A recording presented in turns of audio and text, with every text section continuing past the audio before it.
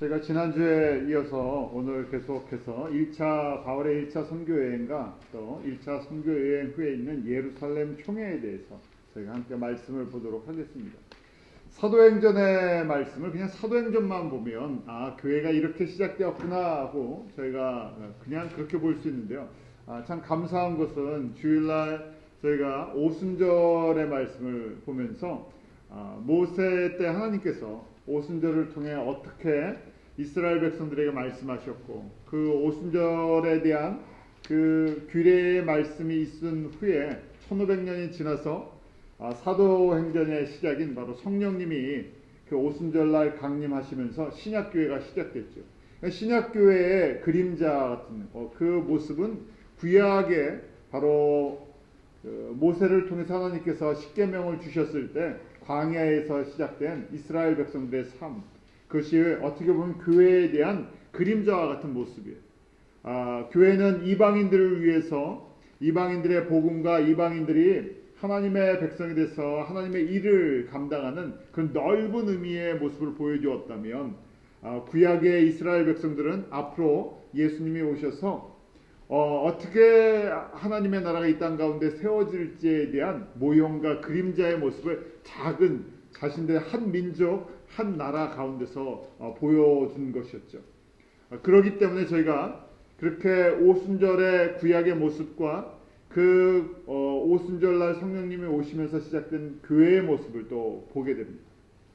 그러면서 이것이 모세를 통해서 주신 그냥 절기의 모습이 아니라 더 거슬러 올라가서 바로 아브라함에게 말씀하셨던 그 아브라함의 계약에서부터 시작된다는 말씀입니다.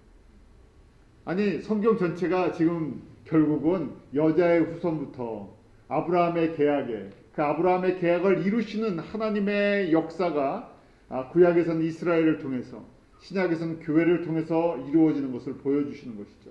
이렇게 큰 그림을 저희가 갖고 보면 교회가 무엇인지를 저희가 온전히 이해하게 되고요. 또 성도의 삶이 어떤 삶을 살아야 하는 것인지 또 저희가 세상과의 관계 속에서 어떤 모습을 갖고 있는지 전체적인 그림이 그려지게 됩니다. 이렇게 볼 수 있는 은혜, 그렇게 볼 수 있는 믿음의 눈이 이렇게 말씀을 통해서 저와 여러분 가운데 임하기를 원합니다. 그렇기 때문에 저희가 지금 사실은 창세기 1장부터 12장에 그 아브라함의 계약을 통해서 어떻게 성경 전체와 구약과 신약과 또 교회의 역사가 어떻게 이루어지는지를 저희가 살펴보고 있죠. 이 큰 그림이 한꺼번에 들어올 때 사도행전의 말씀 한 절 한 절이 이것이 이미 아브라함의 계약을 이루시기 위해서 하나님께서 준비하셨던 이런 구원의 아름다운 그런 섭리였다 하는 것을 깨닫게 되죠. 자, 그렇게 복음이 예루살렘에서부터 시작해서 퍼져가기 시작하죠. 그래서 어떻게 퍼져가기 시작하나 저희가 예루살렘 주변에 그런 지역들을 저희가 지난주에 보았습니다. 바로 예루살렘에서 안디옥으로 올라간 그 복음이 안디옥의 그 바나바와 바울을 1차 선교사로 파송하면서 첫 번째 갔던 것이 구브로라는 섬이었죠. 사이프러스라는 바로 옆에 있는 그 바나바의 고향입니다. 자, 그곳에서 이제 배를 타고 밤빌리아라는 이 터키 남부 지방으로 이제 들어가게 됐죠. 이 지역을 저희가 잘 봐주시기 바랍니다. 하나님께서 아브라함의 계약, 특별히 상단과 하단복을 말씀드렸는데요. 이 유대인들만 하나님의 자녀가 되는 것이 아니라 바로 아브라함의 씨로 오시는 누구를 통해서요? 예수 그리스도를 통해서 어떤 사람들이 복을 받기 원하십니까? 모든 민족, 모든 족속이 복을 받기를 원하세요. 그래서 그것을 이루어 나가시기 위해서 바로 성령님이 오셨고 그 일을 이루어 나가기 위해서 예루살렘 교회를 세웠는데 거기에 이 유대인 지도자들이 아직 눈을 제대로 뜨지 못했죠. 그 중에 한 사람 누구를 택하십니까? 바울을 통해서 이제 복음이 바로 저희와 같은 이방인들에게 퍼져나가도록 역사하세요. 그러기에 바울을 35년에 주후 35년에 부르시고 3년간 훈련을 시키시고 다시 다소로 보내신 다음에 무병의 전도자 사역을 보내고 45년에 무슨 일이 있었습니까? 빈칸이니까 이제 여러분들이 말씀하셔야 돼요. 45절에요. 예수님 믿은 지, 예수님을 만난 지 10년 후에 바울을 어디다 보내십니까? 안디옥에 바나바를 통해서 안디옥 교회에 파송을 하시죠. 안디옥에서 1년을 사역한 후에 이제 46년부터 1차 선교 여행을 48년까지 떠납니다. 자, 지역이 이런 지역이에요. 지금도 이렇게 다니기가 쉽지가 않은데요. 여행 다니는 곳이 2000년 전에 이 지역을 다 다닌다고 한번 생각해 보십시오. 복음의 능력이 그렇습니다. 복음은 계속해서 흘러가게 돼 있어요. 복음이 들어가지 않은 곳으로 복음이 있는 곳에서 흘러가게 돼 있습니다. 교회는 그렇게 흘러가게 돼 있는 곳이죠. 자, 지난주에 저희가 구브로에 가서 사역을 하는 모습을 보았죠. 오늘은 이제 배를 타고 저희가 두 번째 저 사이프러스라는 구브로 섬에서 배를 타고 이 밤빌리아 버가 지방에 갔다 거기서 그 북쪽에 안디옥이라는 곳이 있죠. 비스디아 안디옥으로 올라갑니다. 비스디아 안디옥에 올라가서 그 회당에 들어가 이제 바울이 처음 설교를 시작합니다. 항상 저희가 바울은 먼저 그 지역에 회당이 있으면 유대인 회당에 가서 복음을 전한다 그랬었죠. 그렇게 하나님께서 유대인 회당들을 각 곳에 흩어놓으셨어요. 그런데 항상 두 가지 반응이 있습니다. 왜냐하면 회당에 가서 복음을 전할 때 거기에 있는 큰 두 부류의 사람들이 있어요.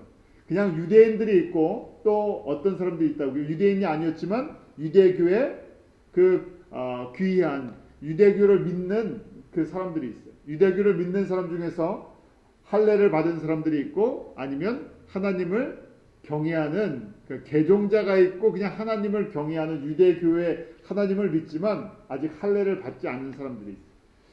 그곳에 이 복음을 전하면 항상 복음을 받아들이는 사람과 받아들이지 않는 사람이 있어요. 이것은 회당만 그러는 것이 아니라 복음이 전파되는 모든 지역에 두 가지 반응이 있다는 것을 알게 됩니다. 바울의 설교가 시작이 됩니다. 사도행전 13장 16절부터 41절까지의 말씀인데 바울이 가지고 있었던 모든 성경 그 지식, 학문 그 모든 것을 성령님께서 다시 조명하여 주시니까요. 이 구약의 모든 역사, 특히 그 13절에 보면 이스라엘 백성의 하나님이 우리 조상들을 택하시고 애굽 땅에서 나게 된 그 백성을 높여 애굽에서 출애굽의 사건부터요. 지금까지의 사건을 쫙 설명해 줍니다. 구약에 이스라엘 백성들이 애굽에서 벗어난 그 광야의 삶부터 시작해서 지금까지. 그런데 이 모든 것이 누구를 우리에게 보내주시기 위한 사건이었다고. 예수님을 우리에게 보내주시기 위해서 예행 연습을 했던 것이다 하는 것이. 다윗의 씨로 오시는 그분이 다른 사람이 아니라 바로 예수님이시고 십자가에 죽으시고 부활하신 그분이 우리의 주와 되신 그 주와 그리스도가 되신 분이시다 하는 것이죠. 그래서 청중을 보면 16절에 보면 이스라엘 사람들과 어떤 사람들이요? 하나님을 경외하는 사람들. 그래서 이스라엘 사람들 중에서 디아스포라 사람들이죠. 그 이민자들 그리고 그 중에 유대교에 개종을 하든 아니면 유대교에 관심이 있어서 모였던 사람들. 쭉 설명을 하면서요. 그러기 때문에 설교나 성경 공부의 핵심은 다른 것이 아니라 뭐가 되겠습니까? 바로 예수가 그리스도와 주가 되신다는 얘기. 이것이 본질인데요. 이 본질이 점점 빠져버린 설교나 성경 공부나 예배가 되면 이거 인간 중심으로 이제 흘러가게 돼 있어요. 당장은 사람들이 좋아하고 모일 것 같지만 뭐가 없어지겠습니까? 복음의 능력이 사라져. 복음의 능력이 사라진다는 것은 순수성을 잃어버리죠. 교회의 순수성, 성도의 순수성을 잃어버리고요. 저희가 변질되기 시작합니다. 성경의 저를 가리켜 하는 말씀, 그 전부 성경의 구약의 선지자들, 율법 모든 말씀이 누구에 대한 말씀이라고요? 예수님에 대한 말씀. 그렇게 바울이 이 비스디 안디옥에서 사람들에게 그것을 다 설명해 준 것이죠. 39절 40절 말씀 한번 같이 읽어볼까요? 13장 39절 40절입니다. 시작. 또 모세의 율법으로 너희가 의롭다 하심을 얻지 못하던 모든 일에도 이 사람을 힘입어 믿는 자마다 의롭다 하심을 얻는 이것이라. 그런즉 너희는 선지자로 말씀하신 것이 너에게 미칠까 삼가라. 바로 하나님께서 그 유월절 어린 양으로 십자가에서 그 저주받는 자의 모습으로 우리에게 다 보여주셨으니까 믿고 회개하고 믿고 구원을 얻어야 된다는 것이죠. 그렇지 않으면 그 심판이 임할 수밖에 없다는 말씀이에요. 그 결과가 나오는데요. 이 복음의 메시지를 듣고 42절에 보면 다음 안식일에도 이 말씀을 하라더라 그래 있어요. 이제 관심이 복음에 눈을 뜨기 시작하죠. 성경에 의문에 감춰져 있던 구약의 모든 율법이나 종교적인 모습이나 그들의 규례나 이런 것에 대해서 눈을 뜨기 시작했어요. 구약의 복잡한 예배법이나 절기나 제사법이나 선지자들이 도대체 무슨 말씀을 하는 건지 이해 가지 않았던 이 많은 부분들이 바로 그 우리를 위해 이 땅에 오시는 그 여호와이신 예수님이시구나 하는 것을 이제 눈을 뜨기 시작하죠. 그때 43절을 보면 유대교에 입교한 경건한 사람들이 많이 바울과 바나바를 좇으니 두 사도가 더불어 말하고 항상 하나님의 은혜 가운데 있으라 권한다. 참 희한한 거예요. 왜냐면요, 저희가 보면 희한한데요, 이것이 말씀대로 진행된다는 것을 알게 돼요. 이방인의 충만한 숫자가 들어오게 하시기 위해서, 이방인에게 복음이 전파되기 위해서, 또 더 쉽게 얘기하면요, 이방인들을 추수하기 위해서 오순절날 성령님이 오시면서 시작된 것이 교회예요. 제가 주일에도 같이 말씀을 나눴었는데, 교회관이 저희가 정확하게 분명해야 되는데, 교회는요 다른 것 때문에 세워진 것이 아니라 왜 세워졌냐? 성령님이 오시면서 시작됐죠. 성령님이 왜 오셨냐? 오순절에 오셨잖아요. 추수하기 위해서. 누구를 추수하기 위해서요? 이방인들을 먼저 추수하기 위해서 오신 것이. 그러니까 사도행전의 말씀이 예루살렘에서 유대인들을 추수하는 줄 알았더니 유대인들 추수가 조금 되는 듯 하더니 주로 유대인들 중에서 어떤 사람들이 더 반응이 빨라요. 이민자 유대인들이었던 디아스포라 사람들을 모아놓고 그 사람들을 또 흩어지게 하시고, 유대인들이 복음을 더 들어야 될 것 같은데 유대인들이 복음을 듣는 것이 아니라 누가 더 관심을 가져요? 이방인들. 그 중에 회당에 가서 복음을 전해도 유대교에 관심 있는 경건한 하나님을 섬기는 경건한 사람들이 관심을 갖고, 유대인들은 여기에 대해서 반감을 갖는데요, 이해가 되지 않는 거예요. 자신들이 1500년 동안 지켜왔던 모세 이후에 지켜왔던 여기에 대해서 이게 깨져나가는 것 같은 것이니까요, 이것 때문에 이게 쉽게 받아들여지질 않아요. 그런데 오늘 말씀처럼요, 바울이 복음을 회당에서 전할 때도, 또 그 다음 44절에 보니까 그 다음 안식일에는 온 성이 거의 다 하나님의 말씀을 듣고자 하여 모입니다. 이제 지금 어디서 복음을 전하고 있다고요? 비스디아 안디옥이에요. 그런데 이제 이 소문이 났어요. 하나님의 말씀에 관심 있는 사람들이 다 모이기 시작합니다. 반대로 45절, 유대인들이 그 무리를 보고 시기가 가득하여 바울의 말한 것을 변박하고 비방하거든요. 누구의 말씀처럼 돼요? 구약의 선지자들의 말씀처럼 돼요. 누구의 말씀처럼 돼요? 하나님께서 이미 말씀하신 그 모든 상황이 이루어지고 있는, 누가 이걸 받아들이질 않는다고요? 하나님의 백성이었던 유대인들이 받아들이지 않는. 유대인들이 못나서요? 지혜가 없어서요? 아니요. 그들이 우상을 많이 섬겨서요? 아니요. 가만히 보니까 이것이 바울이 깨닫고 보니까 뭐라고 얘기합니까? 이것이 구원의 비밀이라는, 순서가 있다는 얘기예요. 하나님께서 성령을 통해서 오순절 마가의 다락방에 이제 이 예수 그리스도의 복음이 전파되게 하시는데, 복음을 먼저 유대인들이 받았지만 추수가 되는 사람들은 누가 먼저 된다고요? 이방인들이 먼저 추수가 될 거라는 거죠. 그 후에 나중에 이방인의 숫자가 어느 정도 다 채워졌다고 하나님이 정하신 그 숫자가 채워졌다 그러면 그 후에 유대인들이 돌아올 것이다. 그것이 어디에 기록되어 있다고요? 이렇게 하면 여러분들이 다 기억하고 계셔야 돼요. 나중에 여러분들이 다 가르치실 거 아니에요. 로마서 11장 25절, 26절 말씀. 왜냐면 성경을 이렇게 이제 정리를 하셔야지 저희도 신앙관이, 교회관이 정리가 돼요. 저도 이 말씀을 보면서 우리도 많이 교회화되었다는 그 생각을 해봐요. 신앙생활을 오래 하다 보면요, 교회가 이제 정착이 되면 한 교회, 한 나라나 그러면 교회화, 종교화 된다는 얘기예요. 왜냐면 틀이 잡히고 어떤 형식이 정해져 있고 이러다 보니까 본질적인 것보다는 본질적이지 않은 것에 저희가 익숙해져요. 그러다 보니까 저희도 모르는 사이에 어떤 종교적인 행위를 많이 하는 것이 신앙생활을 잘한다 생각하고, 진짜 본질적인 것은 점점 섞여서요, 약해져가는 모습을 봅니다. 자, 이렇게 가장 본질적인 복음이 선포되면서 교회가 시작됩니다. 그런데 교회가 저희 같은 이런 형식을 갖추지 않죠. 그렇게 사람들이 반응을 하고 모이기를 시작합니다.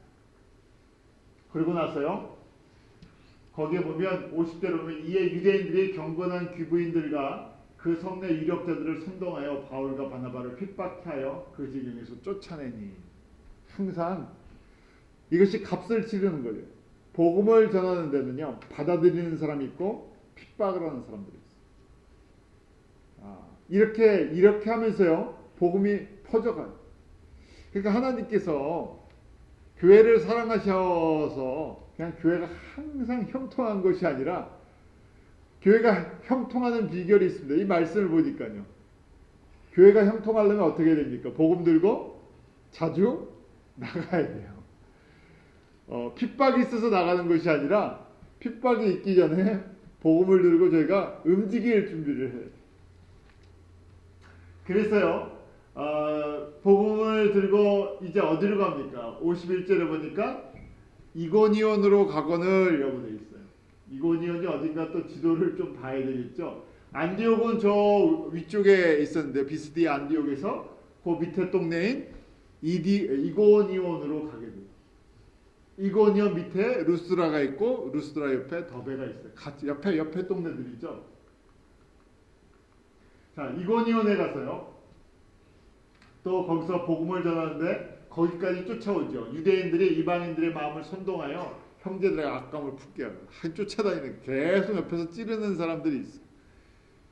바울이 계속 이렇게 찔리면서 다니죠. 찔리면서도 계속해서 복음을 전하면요, 또 예비된 사람들이 있고요, 찌르는 역할을 하는 사람이 있고 예비된 사람들이 있고, 그렇게 함께 또 하나님의 교회가 세워지고요, 그 다음에 또 복음을 전하러 움직이고요. 자, 이렇게 보니까요, 자, 14장 4절에 보니까 그 성내 무리가 나뉘어 유대인을 좇는 자도 있고 두사를 좇는 자도 있더라. 이렇게 한쪽에서는 이방인들 가운데 계속해서 교회가 세워지고, 한쪽에서 유대인들은 계속해서 또 몰아가고 있죠. 이 당시에 교회를 한번 생각해 보십시오. 교회가 어떤 모습을 갖고 있을까? 저희처럼 이렇게 무슨 건물을 먼저 세우는 것도 아니고요, 건물을 구입하는 것도 아니고요. 한 가정에서 예수님을 영접하면 그 가정 어떤 사람이 자기 집을 오픈을 하죠. 자기 집을 오픈을 해서 그곳에서 성도들이 또 모이고 같이 말씀을 배우고 기도하고 또 복음이 옆으로 또 전달되고, 그렇게 해서 퍼져갔죠. 여기서 끝나지 않고요, 계속해서 핍박 속에서 그 옆에 루가오니아의 지방에, 루가오니아는 지역을 얘기한다 그랬죠. 그 지역에 루스드라와 더베 지방으로 갑니다. 루스드라에 가서 복음을 전할 때 하나님께서 바울을 통해 복음을 전하게 하시면서 성령의 역사를 계속 기사와 표적을 일으키시죠. 왜냐하면 복음을 확증해 주시기 위해서. 저희 가운데 이런 은혜도 있기를 원합니다. 제가 정말 복음을 선포할 때, 선교지 같은 데서 또 복음을 선포할 때 성령님께서, 우리가 하는 게 아니니까요, 성령님께서 이 복음에 대한, 바로 예수가 그리스도인 것에 대한 확증해 주시기 위해서 이런 기사와 표적들이 나타납니다. 그럼 다시 또 우리가 예수님께 영광을 돌리잖아요. 바울이 계속해서 이렇게 하면서 루스드라에서 안진뱅이를 일으키게 하죠. 그래서 사람들이 이 수스와 바울과 바나바를 그 로마의 신처럼 생각을 하는 그런 역사가 있습니다. 자, 그러고 나서요, 이제 더베에 가서 복음을 전하다가 19절에 보면 바울이 돌로 맞아서요, 그 성밖에 죽은 줄 알고 끌어내지는 그런 경험도 하게 됩니다. 참, 이 복음은요, 이런 능력이 있어요. 사람의 삶을 변화시키고요, 죽음을 두려워하지 않고요, 역경을 두려워하지 않고 계속해서 전파하게 하죠. 참 이렇게 초대교회의 역사가 이루어집니다. 이러고 나서 바울이 복음을 전했던 지역을 다시 되돌아가면서요, 성도들에게 이미 이제 그 안에 성도들이 생기기 시작했고요, 지도자들을 세우죠. 그곳에서 하나님의 말씀과 그것을 잘 격려하면서요, 42절에 이렇게 말하죠. 제자들의 마음을 굳게 하여 이 믿음에 거하라 권하고, 또 우리가 하나님 나라에 들어가려면 뭘 겪어야 된다고요? 많은 환난을 겪어야 할 것이라 하고 각 교회에서 장로들을 택하여 금식 기도하며 저희를 그 믿음 바 굳게 부탁하고. 그러니까 지금 저희가 듣는 일반적인 설교랑 정반대의 설교를 듣고 있어요. 그러니까 저희는 일반적으로요, 교회 나와서 예수님 믿으면 그냥 잘 되는 복음을, 세상에서 잘 되는 복음을 듣죠. 그런데 그것이 처음엔 괜찮은데요, 시간 지날수록 어떤 성도들이 많이 만들어지냐면요, 저희가 세상에서 환난을 견딜 수 있는, 십자가의 길을 걸어갈 수 있는, 걸어가지 못하는 사람들을 많이 만들어내죠. 나를 위해 사는데 저희가 십자가를 위해 희생을 한다든지, 십자가의 길을 걸어야 한다든지, 복음의 그 길을 걷기 위해서 값을 치러야 한다는 생각을 하지 못합니다. 그러니까 점점 어떤 교회의 형태가 되냐면요, 세속화되어 있는 그런 굳이 비교한다면 예루살렘 교회의 형태로 이미 파운데이션을 그렇게 깔아놨기 때문에요, 그것을 안디옥 교회로 바꿀 수가 없습니다. 바꿔지지가 않죠. 이미 처음에 예수님을 그런 상태로 믿었기 때문에요. 저희가 지금 이 바울이 전하는 복음처럼 예수 그리스도와 그 십자가의 길을 걷기 위해서 값을 치러야 한다는 것을 생각하면 사람들이 불편해합니다. 그런데 하나님께서 꼭 마쳐, 저는 이 말씀을 보면서 오늘날 교회가 회당 같아요. 유대인들 회당. 그래서 그 중에 진짜 복음이 전파되면 그 중에 일부의 사람들이 이 복음에 반응을 하고요, 또 어떤 사람들은 그런 복음을 싫어하고요. 그래서 마치 바울이 교회에다가 그 회당에다 복음을 전하는 것처럼 이 지금 시대가 저희가 회당 시대 같은 모습을 갖고 있지 않나 하는 그런 모습을 봅니다. 그렇게 해서 다시 배를 타고 안디옥까지 돌아오죠. 이것이 1차 선교행의 끝입니다. 그런데요, 1차 선교행이 끝나고요, 이것이 그냥 이 상태로 유대인들 회당 가운데서만 문제가 좀 있었던 것이 아니라, 이 문제가요, 바울이 복음을 전하는 문제가, 이방인들에게 복음을 전하는 문제가 어디에까지요? 예루살렘 교회까지 문제로 자꾸만 보고가 들어가는 거예요. 그래서 우리가 기독교에 처음 총회가 열립니다. 예루살렘 총회가 열리는데요, 일반적으로 총회 그러면요, 문제를 해결하기 위한 연합회의예요. 문제가 없으면 뭐 이렇게 총회할 게 별로 없어요. 제가 그래서 기독교 모든 교단의 첫 번째 총회가 바로 이 1차 선교 여행 후에 생긴 이 오늘 사도행전 19장에 나오는 예루살렘에 모여서 회의하는 것이 처음의 총회예요. 그런데 이 문제가 왜 생겼나 저희가 보면요, 15장 1절이 총회가 생기게 된 원인 배경입니다. 우리 사도행전 15장 1절 같이 읽어볼까요? 시작. 어떤 사람들이 유대로부터 내려와서 형제들을 가르치되 너희가 모세의 법대로 할례를 받지 않냐면 능히 구원을 얻지 못하리라 하니. 지금 예루살렘에서부터 내려왔다고 돼 있죠. 유대로부터. 유대니까 예루살렘을 중심으로 하죠. 이스라엘 사람들은요, 그 예루살렘 중심 사상이 있어요. 그래서 모든 것은 어디서 시작된다고요? 예루살렘에서 시작이 돼요. 그래서 예루살렘에서 나아갈 때는 내려간다고 생각을 해요. 왜냐면 예루살렘에 뭐가 있습니까? 성전이 있잖아요. 그 언덕에 성전산이라 그러죠. 언덕에 예루살렘 성전이 있기 때문에 예루살렘으로 갈 때는 다 올라간다고 얘기를 해요. 구약에서도 그러잖아요. 성전에 올라갈 때 하니까 어느 지역에 살든지 상관이 없어요. 세상은 어디 중심으로 만들어졌기 때문에요. 예루살렘 성전 중심이기 때문에 내가 예루살렘 남쪽에 있는 애굽, 이집트에 살아도요. 그럼 이집트에 사니까 북쪽으로 올라가는 거잖아요.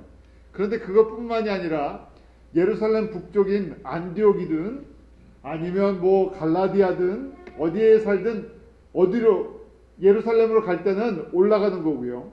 예루살렘에서 다른 지역으로 갈 때는 전부 내려가는 거예요.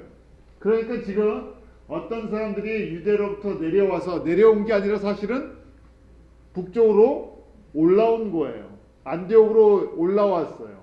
그런데 뭐라고 가르칩니까? 예루살렘 출신, 예루살렘 교회 출신들이에요. 성도들이 아닌 그냥 유대교 사람들이 아니라 예루살렘 교회 출신들인데 거기서 교육받은 사람들인데 뭐라고 가르쳐요? 모세의 율법대로 할례를 받지 않으면 뭐가 없다고요? 구원이 없다는 얘기. 그러니까 너희들이 뭘 다 받아야 된다고요? 누구에게요? 이방인 성도들에게 너희들 할례 받지 않으면 구원이 없다 그러는 거예요.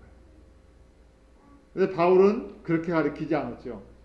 우리가 구약의 모든 율법 그걸 지켜서 구원을 받은 것이 아니라 구약의 모든 율법은 누구를 위한 예수 그리스도 안에서 구원을 받는 그런 그림자였다. 그래서 제가 십자가의 복음을 바울이 전했어요. 예수 그리스도의 복음을 전했어요. 예루살렘에서 이렇게 가르쳤던 사람들은 지금 바울이 눈에 가시처럼 보여요. 자신들이 기득권을 갖고 있었던 거죠. 우리가 먼저 복음을 받은 사람들이고 우리는 선민이었고 예수님이 누구 가운데서요? 다윗의 씨로 유대인 가운데서 태어나셨고 유대인들 특별히 모세를 통해서 모세를 가장 소중하게 여겼는데 모세를 통해서 이렇게 귀한 율법을 줬기 때문에 율법대로 뭘부터 해야 된다고요? 할례를 받아서 유대인 같이 돼야 된다. 그러니까 1500년 동안 쌓았던 이 전통을 누가 깨버리는 것처럼 보여요. 바울이 깨버리는 것처럼. 바울이 전하는 복음이 유대인들이 1500년 동안 가장 소중하게 지켰던 것을 깨버리는 것처럼 보인다.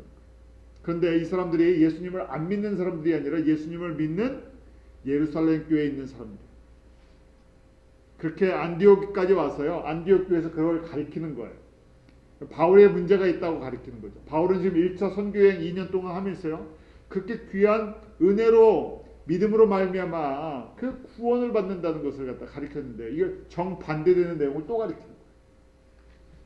이것 때문에 어떻게 됩니까? 2절에요. 2절 같이 읽습니다. 시작. 바울과 바나바와 저희 사이에 적지 아니한 다툼과 변론이 일어난지라.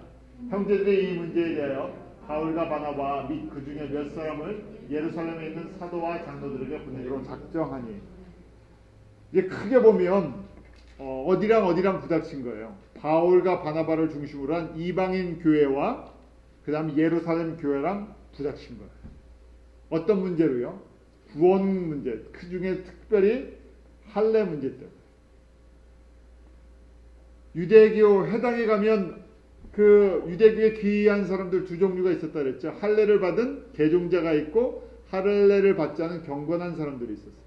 그러니까 할례까지 받아야 완전한 유대인이 된다고 생각한 거죠. 그렇기 때문에 이 문제로 인해서요. 갈등이 생기고 다툼과 변론이 있었어요. 어디에 인정을 좀 받아야 되겠어요? 예루살렘 교회의 중재와 인정을 좀 받아요. 왜요? 거기가 교단으로 얘기하면 거기가 교단 본부니까. 그러니까 이게 한번 보세요. 복음은 하나님은 이렇게 일을 하시는데 그 본부에 있는 사람들은요. 이게 눈이 제대로 안 떠져 있다는 얘기예요. 어디 출신들이 이렇게 가서 방해를 하는 거예요? 예루살렘 교회 출신들이 이래요.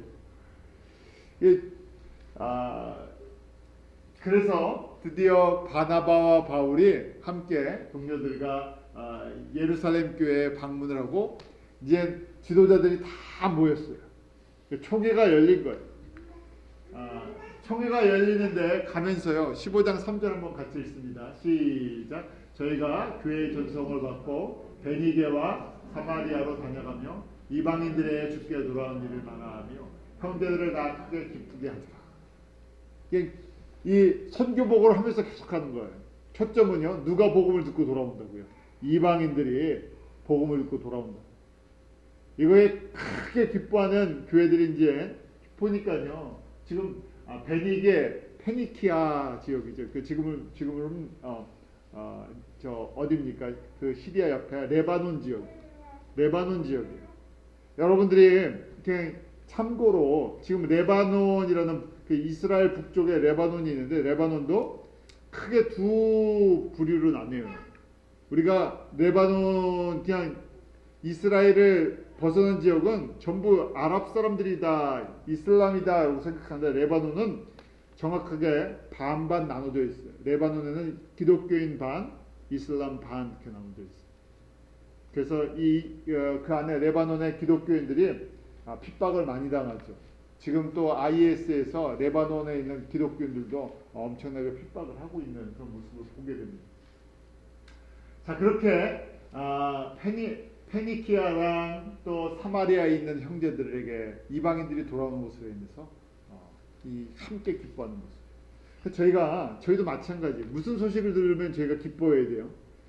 이방인, 그러니까 저희에게 미전도 종족 가운데 복음이 전해지고 그들 가운데 교회가 세워지고 그들의 믿음 안에서 자라고 그들 가운데 지도자들이 생기고 다시 그들의 복음을 들고 움직이는 그걸 들을 때 저희가 기뻐해야 돼요. 왜요? 그게 교회를 세우신 그 주님의 뜻이고요. 교회가 하는 일이 그 일이라는 얘기예요.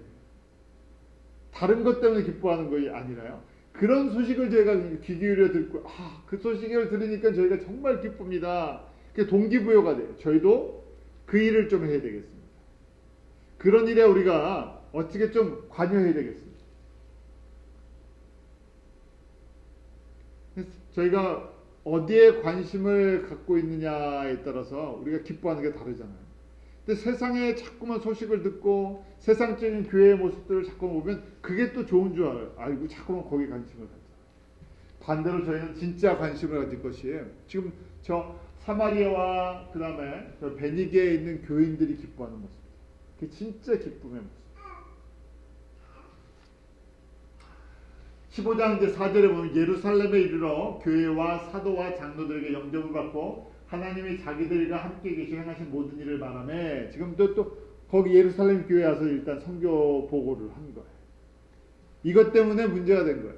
이방인들에게 은혜로 말미암아 너희가 예수 그리스도의 그 은혜로 말미암아 믿음으로 구원을 받는 것이다 하는 이 복음을 전해서 이방인들이 주 앞에 돌아오는 것. 이것을 보고를 할 수밖에 없죠. 이것이 모세의 율법과 할례 문제랑 부닥쳤다는 얘기예요. 그러니까요. 15장 5절에 이런 반응이 있죠. 우리 사도행전 15장 5절 같이 읽습니다. 시작. 바리새파 중에 믿는 어떤 사람들이 일어나 말하되 이방인에게 할례 주고 모세의 율법을 지키라 명하는 것이 마땅하다. 무슨 파예요? 저희 이제 개신교로 얘기하면요. 보수파예요. 보수파. 항상 그 보수파들이 있어요. 보수파 뭐라고 얘기해요? 바리새파인데 바리새파 중에서 예수님을 믿는 예루살렘 교회 지도자들이에요.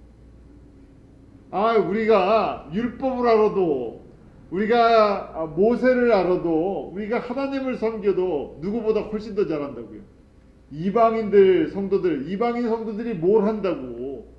우린 진짜 전문가들이고 우리가 1500년 동안 뭘 했다고요. 신앙생활을 한 정통파예요. 이제 예수님에 대해서 눈까지 떴어요. 그런데 뭘 해야 된다고요? 이방인들도 뭘 받고요? 할례를 받아서 영적으로만 하나님의 자녀가 되는 것이 아니라 진짜 뭐가 된다고요? 육체적으로도 유대인이 되라는 얘기예요. 육체적으로도 유대인이 되어야 된다는 얘기죠. 할례를 받는다는 것은 아브라함에게 주신 거잖아요. 난지 8일 만에 유대인들은 다 할례를 받게 돼 있어요. 그것처럼 육체적으로 이 법을 따라서 너희들 육체적으로도 유대인이 돼야 된다. 모세의 율법을 지켜야 된다. 이게 마땅한 거다. 그런 얘기를 하는 것이죠. 그래서 이 일로 인해서 어떻게 돼요? 실제로 보면 예루살렘 이 교회에 모였던 많은 사람들이 많은 변론이 있었다고 돼 있어요. 무슨 이야기입니까? 여기에 동조하는 사람도 있고 안 하는 사람도 있고 의견이요. 지금 안디옥에서 온 바나바와 바울이 이런 보고를 하니까 이것 때문에 예루살렘 교회가 이 예루살렘 총회 다 지도자들이 모여서 이게 의견이 갈라지고 막 이 사람이 이 얘기 저 사람 저 얘기 다 한다는 얘기예요. 꼭 현대 총회랑 교단 총회랑 똑같이요. 어떤 문제가 있으면요, 이게 말들이 많아져요. 그럴 때 베드로가 일어나서요. 이제 제일 대표적인 지도자잖아요. 베드로가 딱 일어나서 이 문제에 대해서 자기가 이제 정리를 해서 이야기를 해요. 베드로가 뭐라고 고백하냐면요. 15장 7절에 베드로가 일어나 말하되 형제들아 너희도 알거니와 하나님의 이방인들로 내 입에서 복음의 말씀을 들어 믿게 하시려고 오래전부터 너희 가운데서 나를 택하시고 또 마음을 하시는 하나님이 우리에게와 같이 저희에게도 성령을 주어 증거하시고 라고 되어 있어요. 베드로도 이걸 잘 알지 못하다가 무슨 사건을 통해서요? 고넬료 사건을 통해서 내가 직접 경험했다는 얘기예요. 하나님은 사람을 뭐로 택하지 아니하시고요. 외모라는 것이 이 진짜 외모가 아니라 유대인만 택하신 것이 아니라 이방인들도 택하셨다는 것을 내가 고넬료를 통해서 깨달았다는 거예요. 우리에게 유대인들에게 오순절날 성령님이 임하셨던 것처럼 이방인들인 고넬료의 가정 속에 성령님이 임하는 걸 내가 보았다는 거예요. 그러니까 뭐라고 얘기합니까? 15절에요. 우리가 저희와 동일하게 주 예수의 은혜로 구원을 받았다. 베드로가 이제 정리를 해준 거죠. 이렇게 베드로가 이 얘기를 해도요. 참 그러니까 이미 처음에 예루살렘 교회의 12사도나 지도자들이 이 이방인들이 복음을 은혜로 말미암아 받고 이방인들이 함께 추수된다는 이것이 적으니까요. 이걸 늦게 깨달으니까 이미 깔려있는 교회에서 이게 힘들다는 얘기예요. 그랬을 때 12절에 이 총회에 모였던 사람들이 이제 베드로가 이렇게 다 정리를 해주니까요. 반응이 이렇게 나옵니다. 12절 한번 같이 읽습니다. 시작. 온 무리가 가만히 있어 바나바와 바울이 하나님이 자기들로 말미암아 이방인 중에서 행하신 표적과 기사 구한 것을 듣더니 어떻게 하고 있다고요? 가만히라고 되어 있어요. 좀 전에 저희가 베니게와 사마리아 교회의 성도들에게 선교복을 했을 때 성도들이 어떻게 했다고요? 기뻐했다는 거예요. 감격이 있고 기쁨이 있어요. 그런데 지금 예루살렘 교회, 교단 본부 최초의 교회, 가장 은혜를 많이 받았던 교회에서 보고를 하니까 이것 때문에 막 다툼이 있다가요. 다 얘기를 들었는데도 불구하고 뭐라고요? 가만히 있어 라고 있어요. 가만히 있어. 불만은 있는데 누가 이야기하니까요. 베드로가 정리해서 얘기하니까 그냥 일단 입은 다물고 있는 거예요. 그 다음에 이제 야고보가 다시 또 모든 걸 정리해서 이야기를 합니다. 결론을 내요. 야고보가. 그래서 이제 보통 학자들이나 목회자들이 실질적으로 예루살렘 교회의 총 이 전체를 관리했던 사람은 이 야고보가 아니었을까 이 이야기를 해요. 지금 예루살렘 총회 총회장 같은 역할을 합니다. 그래서 다 듣고요. 이제 의견을 다 정리를 해요. 이 야고보는 예수님의 제자 야고보가 아니라 누굽니까? 예수님의 동생 야고보예요. 자, 13절부터 우리 같이 한번 읽어볼까요? 천천히요. 시작. 말을 마침에 야고보가 대답하여 가로되 형제들아 내 말을 들으라. 하나님이 처음으로 이방인 중에서 자기 이름을 위할 백성을 취하시려고 저희를 권고하신 것을 시므온이 고하였으니 선지자들의 말씀이 이와 합하도다. 기록된 바 이후에 내가 돌아와서 다윗의 무너진 장막을 다시 지으며 또 그 퇴락한 것을 다시 지어 일으키리니 이는 그 남은 사람들과 내 이름으로 일컬음을 받는 모든 이방인들로 주를 찾게 하려 함이라 하셨으니, 야고보가 이제 총회장이 정리를 한 거예요.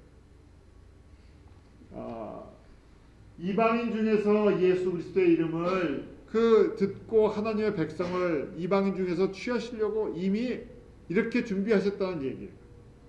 그래서 14절에 보면 이것을 갖다가 누가 구하였다고요? 시므온이. 이때 시므온이 누굽니까? 시몬 베드로를 얘기하는 거예요. 시몬 베드로가 좀 전에 너희들에게 얘기하지 않았냐? 시몬 베드로가 고넬료 사건을 통해서 경험한 것을 너희가 이미 듣지 않았냐 하는 얘기예요. 그래서 이때 시몬이 시몬 베드로를 얘기하는 거예요. 시몬 베드로가 너희들에게 다 말하여 주지 않았냐? 이것처럼 구약의 모든 선지자의 말씀이 이걸 기록하고 있다는 얘기예요. 무슨 말씀을 기록하고 있냐 하면 아모스서 9장 11절 12절을 인용하면서 다윗의 자손으로 오시는 그분이 17절에 모든 이방인들로 주를 찾게 해서 하나님의 나라가 회복되는 것이 유대인들이 그냥 예루살렘 세우는 것이 아니라 모든 이방인들을 통해서 하나님의 성전이, 하나님의 나라가 세워지는 것이다 하는 것을 아모스 선지자가 이미 예수님 오시기 700년 전에도 말씀해 줬다. 다른 선지자들 다 이런 이야기를 했단다 하고 가르쳐 줍니다. 그러니까 구약의 모든 선지자들이 뭘 얘기했다고요? 이방인들을 통해서 하나님의 나라가 세워질 것을, 하나님의 모든 만민이 복을 받을 것이다 하는 누구의 말씀이에요? 아브라함의 계약을 모든 선지자들이 다시 증언했던 것이라는 것이죠. 그러니까요, 저희가 여기까지 이 교회를 보면요, 저희도 이런 내용을 알지 못하고 신앙생활을 했었고 예수님을 믿었고 그렇게 또 교회를 섬겼고 교회를 다녔었잖아요. 그러니까 기초가 이 말씀 속에서 사도행전의 이 말씀 배경이 되는 오순절의 배경도 잘 몰랐었고 또 그 모든 것의 배경이 되는 아브라함의 계약도 알지 못했었고요. 그러니까 등뼈가 없는 제가 그랬잖아요. 성경에 가장 중심이 되는 그 기둥이 없이 그냥 여기서 조금 저기서 조금 그 다음에 우리의 관습 우리의 습관대로 신앙생활을 했으니까요. 우리도 뼈대가 없는 신앙생활을 했었죠. 뼈대를 심어줘야 되는데 이 뼈대가 심겨지는 것이 은혜라는 얘기예요. 왜냐하면 예루살렘 교회를 보니까 지금 이제 야고보나 베드로는 이것을 깨닫지만 늦게 깨달았죠. 이미 깔리기를요. 그렇게 안 깔렸다는 거예요. 사람들은 다 민족적인 자기중심적인 것이 있어요.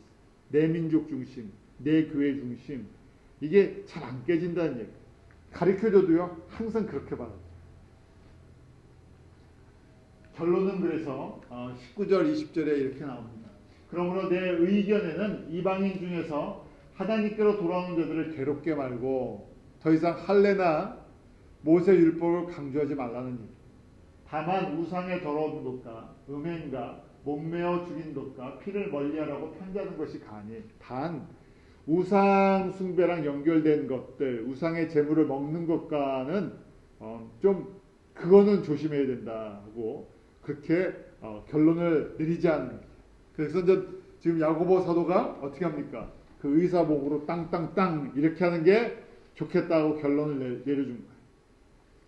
그리고 그것을 이제 어떻게 합니까? 22절에 보면 예루살렘 교회 이제 지도자 중에 한 사람이 유다와 실라를 통해서 예루살렘 총회 결과가 지금처럼 무슨 전화가 있는 시대도 아니고 무슨 뭐가 있는 게 아니니까 내용을 다 적어서 어디에요?